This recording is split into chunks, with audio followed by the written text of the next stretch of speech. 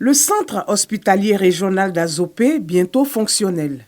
Pour s'enquérir de l'avancée des travaux, le ministre de la Santé, de l'Hygiène publique et de la couverture maladie universelle a effectué une visite de site. L'ouvrage est achevé à 82% et a coûté 30 milliards de francs CFA.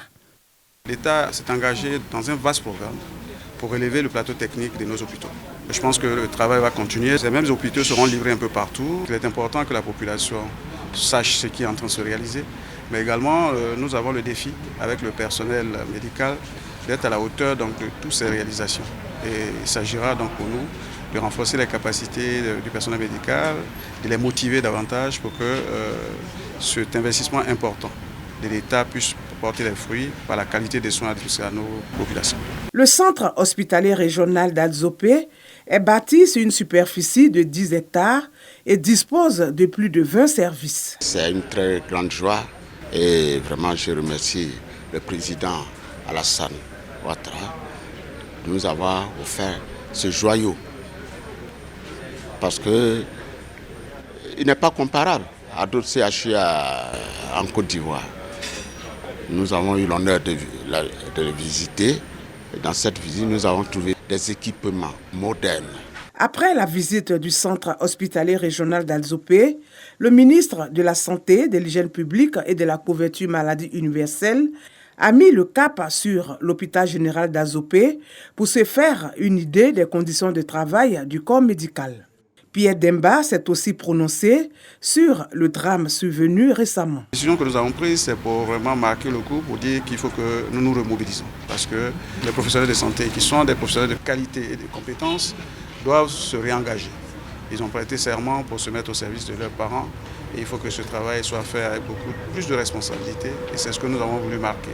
Mais en même temps, nous serons à leur côté pour les accompagner, comme c'est le cas aujourd'hui, dans la mise à disposition donc, de plateaux techniques relevés à la dimension de ce qui se passe dans les grands pays, mais également leur donner l'opportunité d'avoir des compétences supplémentaires et d'avoir un profil de carrière. On peut compter sur le gouvernement et que ce secteur qui est sensible et qui est important pour la population puisse être donc la priorité donc, du gouvernement. Le ministre Pierre Demba prévoit d'autres visites dans des établissements sanitaires pour toujours sensibiliser le corps médical sur le bon accueil.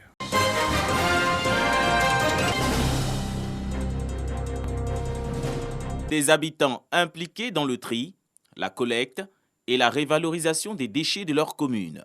Voici l'objectif global du concept recyclage, nouveau projet d'assainissement initié par l'Union européenne à travers une ONG partenaire. Cette expérimentation mobilise toutes les organisations présentes dans les collectivités territoriales pour un environnement salubre. Nous aurons 160 collecteurs sur tout l'ensemble du territoire de la commune de Port-Bouët. Et ces 160 collecteurs vont se lever tous les jours ouvrables et aller sur les espaces publics et sur les plages, collecter tout ce qui est déchets plastiques qu'on va récupérer avec des tricycles et des tracteurs pour ramener sur notre entrepôt pour aller traiter.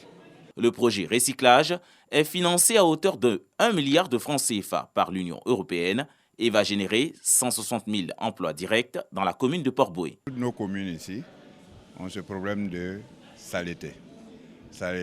Et puis s'il y a une structure qui se met en place pour venir nous aider, je crois qu'il est normal que la mairie appuie cette structure. Aujourd'hui, on citait un chiffre, il y a 40 000 tonnes de déchets plastiques qui sont produits par la Côte d'Ivoire et à peine 5%, donc ça fait 200 tonnes, sont recyclés annuellement.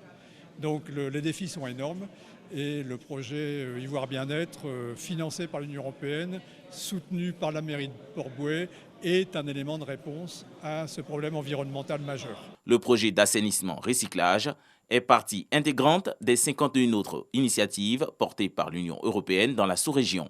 Il s'étendra dans les autres villes et communes du pays.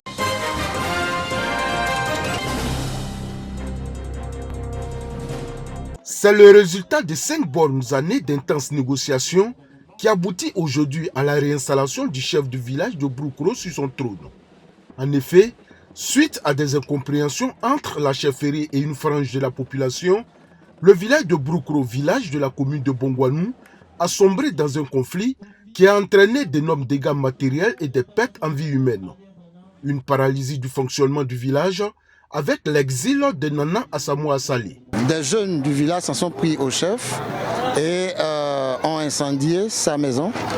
Ils ont également incendié la maison du chef de terre, ce qui a entraîné donc un exil de nos autorités coutumières. Quelle joie pour les populations, surtout pour les chefs traditionnels, les élus et cadres qui ont contribué fortement à ce dénouement heureux de cette crise qui a créé la division entre tous les fils et filles de ce village. Avec notre appui, avec l'appui de M. l'inspecteur général d'État, nous avons pu, avec les chefs du département de Bongouanou, ramener la paix à Broukro.